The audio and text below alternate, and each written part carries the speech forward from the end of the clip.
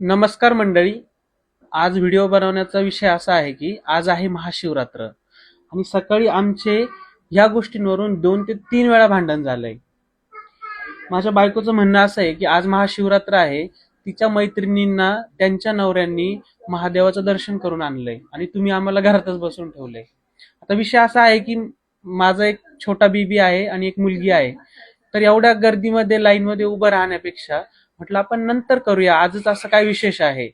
तर तिचं म्हणणं असं आहे की आजचा दिवस खूप महान आहे, किंवा महाशिवरात्रीचं एक विशेष महत्व असतं. कधीही देवाला दिवा न लावणारी बाई आजच्या दिवसाबद्दल बोलते. तर मग मी तिला काय म्हटलं की तू इथल्या लोकल मंदिरांबद्दल बोलते, तर मी तुला उज्जैनला घेऊन जातो. तू फक्त मला आज महाशिवरात्रीचं दिनविशेष काय आहे हे समजून सांग. तर काय मॅडम, आजचं महाशिवरात्रीचं दिनविशेष काय आहे?